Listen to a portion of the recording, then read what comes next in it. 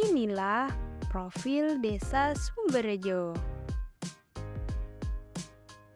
Desa Sumberjo merupakan salah satu desa dari 9 desa yang terletak di Kecamatan Grogol, Kabupaten Kediri, Provinsi Jawa Timur.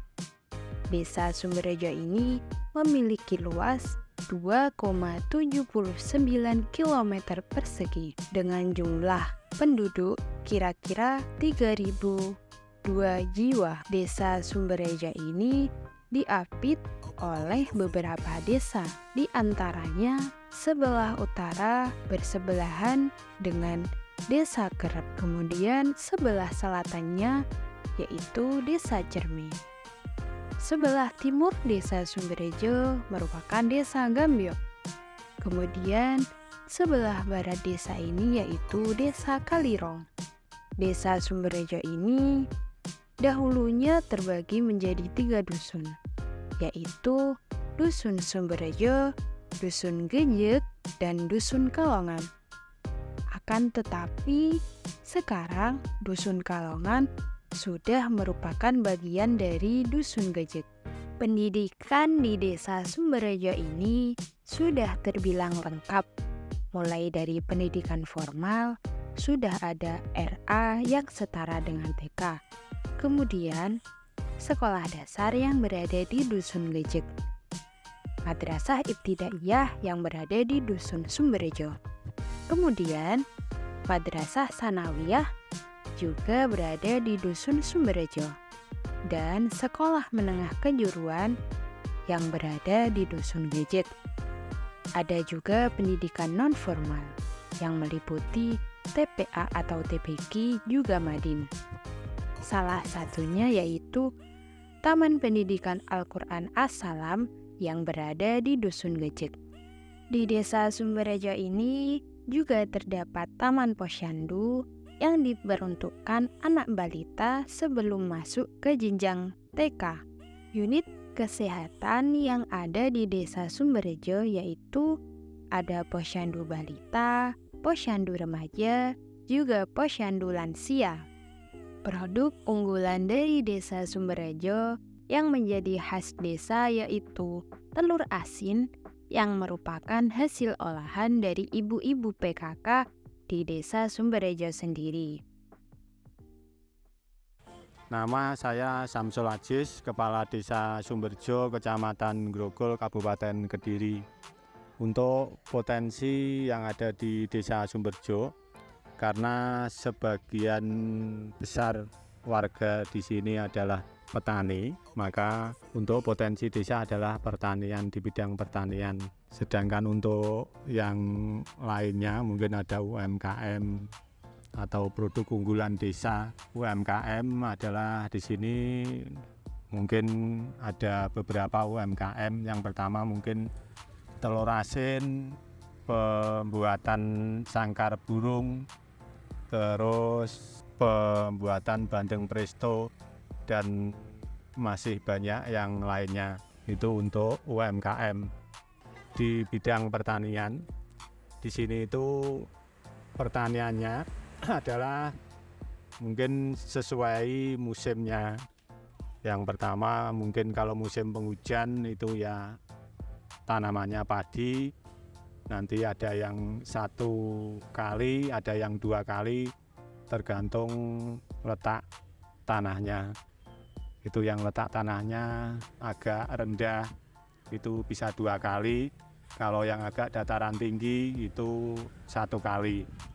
Habis itu jagung, ya jagung, atau mungkin sekarang hampir 3-4 tahun ini ada tanaman tembakau, dan kecil sekali itu ada tanaman bawang merah. Mungkin itu untuk potensi Desa Sumberjo.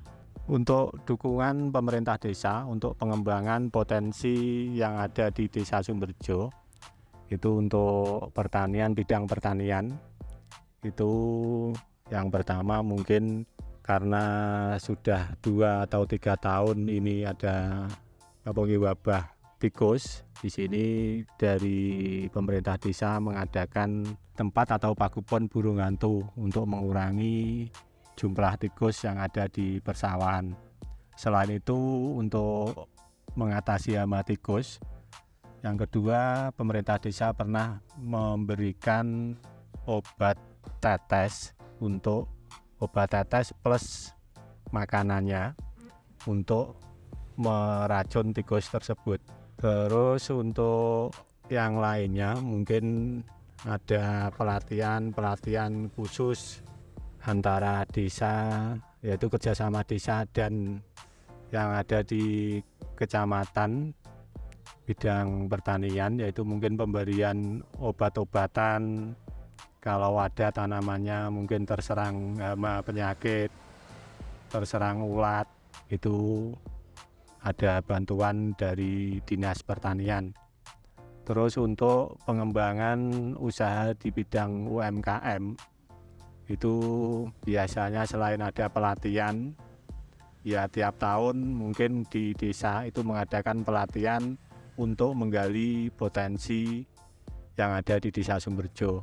Contoh saja, kita pernah melakukan pelatihan untuk pembuatan telur asin, pelatihan pembuatan kompos, pelatihan pembuatan mungkin kue, dan masih banyak yang lainnya. Sedangkan untuk yang lainnya itu mungkin di bidang pertanian, kita ke bidang peternakan maksud saya, itu kita ada kerjasama dengan Dinas Peternakan, mungkin untuk mengatasi mungkin sangat meresahkan peternak. Contoh saja kemarin ada PMK, terus ada lagi penyakit trotol atau lato-lato, itu kita kerjasama dengan Dinas Peternakan. Mungkin kalau ada yang lainnya, ya peternakan di sini untuk peternakan. Mungkin selain ternak sapi, di sini ternak unggas atau bebek, itu ada perhatian khusus dari Dinas Peternakan, yaitu berupa bantuan alat untuk memproduksi pakan sendiri. Itu kita sangat diperhatikan oleh Dinas Peternakan. Mungkin itu yang ada hubungannya atau kaitannya dengan untuk tradisi yang ada di desa kami, yaitu Desa Sumberjo.